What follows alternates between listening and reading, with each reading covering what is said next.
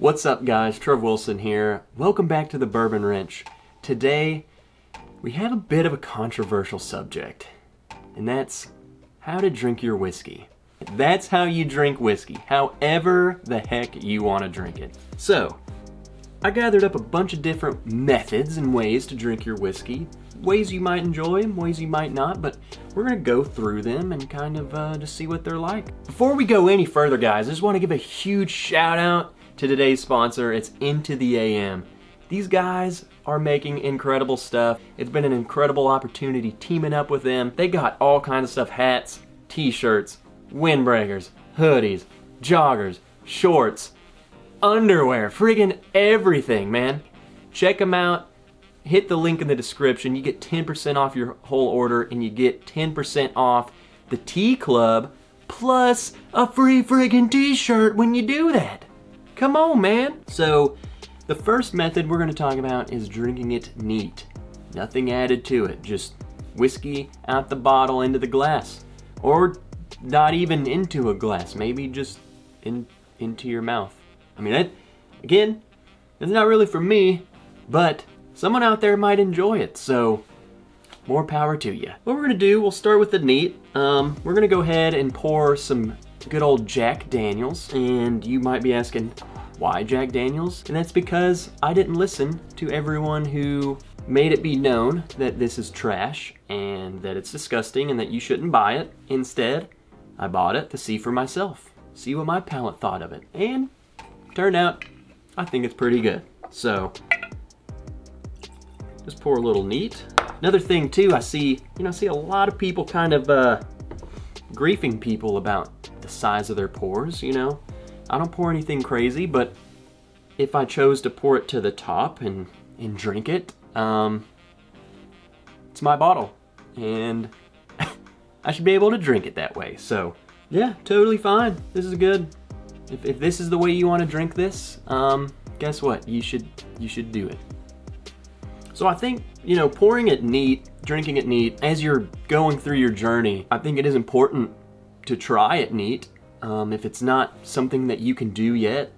I remember back when I was getting into it, it was too much for me. I wasn't used to just drinking straight alcohol. It burned way too much. Even low proof stuff just lit me up. It's something I gradually worked on.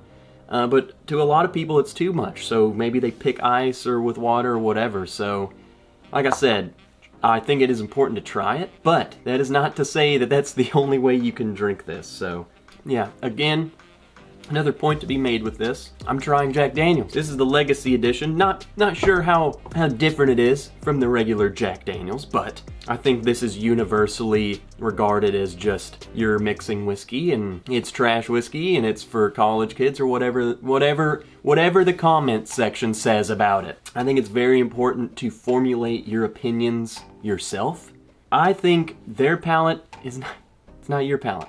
So the only way for you to know what you think of a bottle is for you to try the bottle. So now, the second way that you could do this, maybe even this is too hot. What you could do is add a little water to it. So that's what we're gonna do. Even this low proof stuff, if it's too hot for me, maybe I should try adding some water to it. So, just a couple drops. Another thing to this is how much water you add. There's no book that says you have to add 1 drop, 2 drops, 10 drops, 100 drops, whatever you find that you like. If it's 100 drops of water makes you start liking it, then there you go. There's your answer. That's how many drops you should add. It does change it quite a bit. It is proofing it down. I think a lot of people have a hard time when people start adding water to lower proof stuff, lower proof bourbon. They say you're ruining it. It's all the water. It's just water now. That's their opinion. So if that's something you want to do, guess what? You can do it. It does change it. It's going to get rid of some of that alcohol. You'll start smelling things a little different, bringing out different notes. Me personally, it's not for me. It does start watering it down too much for me.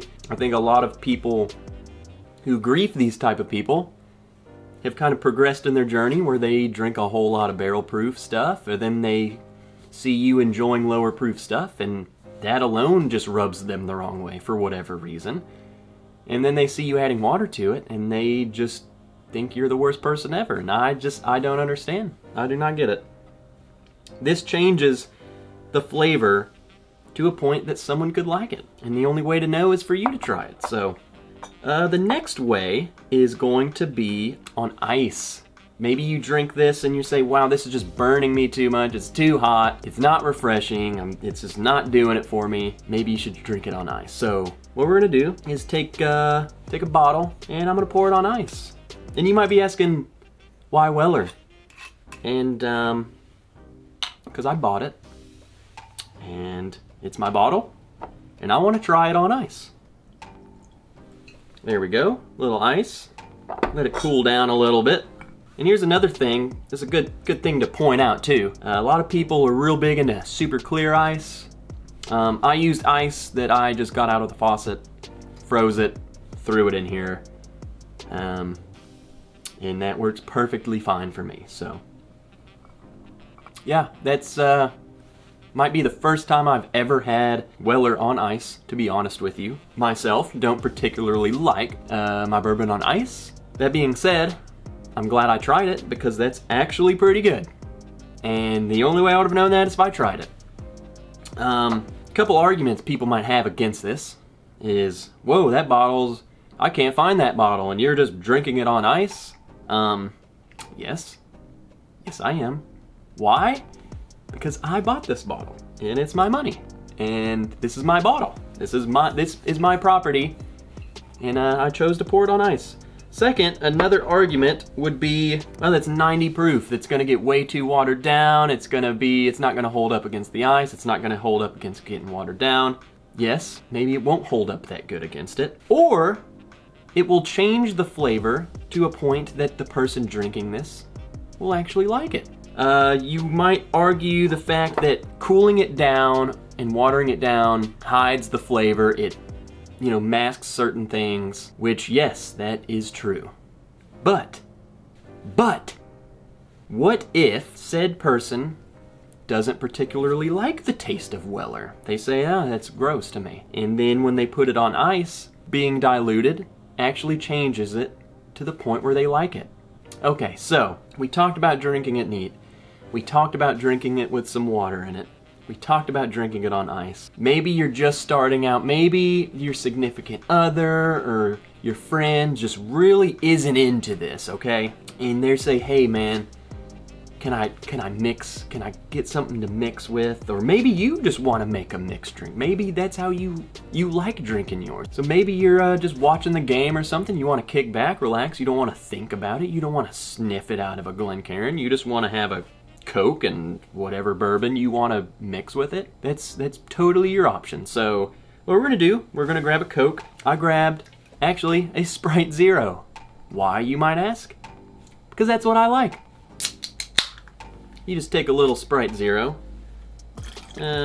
pour it into the glass over some ice. Now, maybe you'd see me reach for some cheap Jack Daniels, just mix it. That's a classic, right? But it's my whiskey, so maybe I should use whatever I want. So we're gonna use a little old Blanton's. Take this nice little horsey out of there. Look at that, I waited in line for 3 hours for that guy. We're just gonna pour them in here. Nice and delicately like.